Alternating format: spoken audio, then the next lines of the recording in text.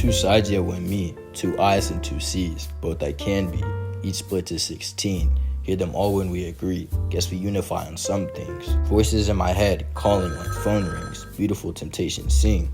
On the rope as they pull on me, one searches for opportunity, meditates, he catches his breath. A desire to be the best must take another on his quest. This other in distress, leisurely he wants rest. Says you always break a sweat, must carry this weighted vest. My thoughts I must vet, it's me yet I'm keenly seeking who's speaking. At night it gets worse, it feels like I'm tweaking. A conversation flooding, not leaking. We pass the stage of brinking, feels like two people thinking. One wishes for the best, one lives in the worst. My thoughts diverse, constantly they converse. Scatter and disperse, worse will coerce. While the best reasserts, I'm trying to merge and immerse. Unity is the key, both I can be, trying to find inner peace. But I'm speaking to myself when I say you and me.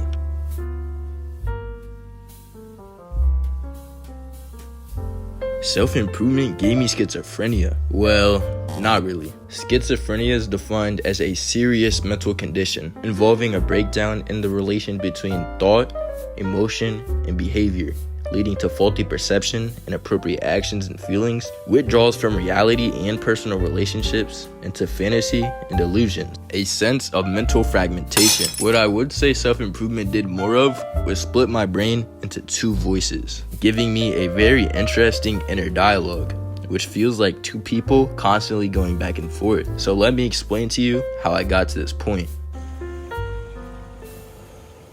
It started with awareness. I would get a feeling throughout my day in the littlest ways.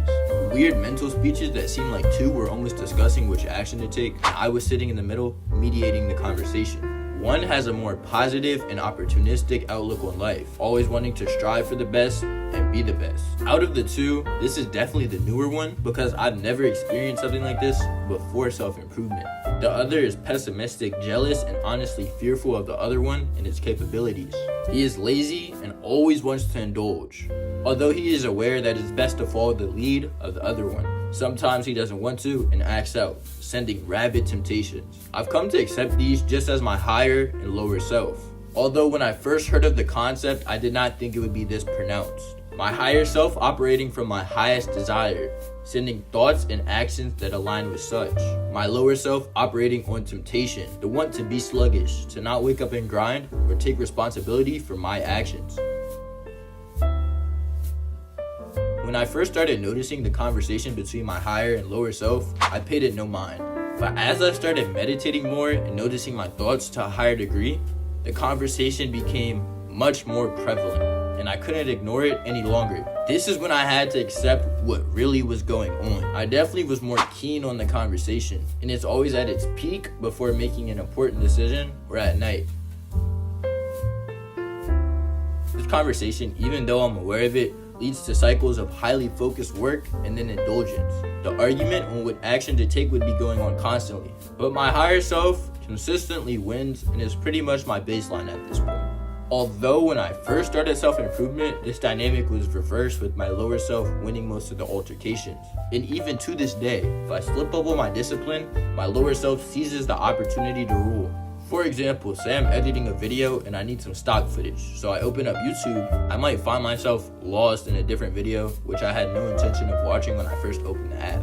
But sometimes I slip up on a grander scale, and this is when it gets bad. Especially when I skip meditation, because that makes me more aware of the conversation so I can mediate better. Even with the day, I become less aware of my thoughts, opening up the playing field for my lower self to take control over my body. For a day, maybe even a week if I let it slip that far, which would happen very frequently in the start of my self-improvement journey. As I sat and thought about this dilemma between my higher and lower self, endless research, journaling, and meditation on how to solve this problem, I've come to one conclusion: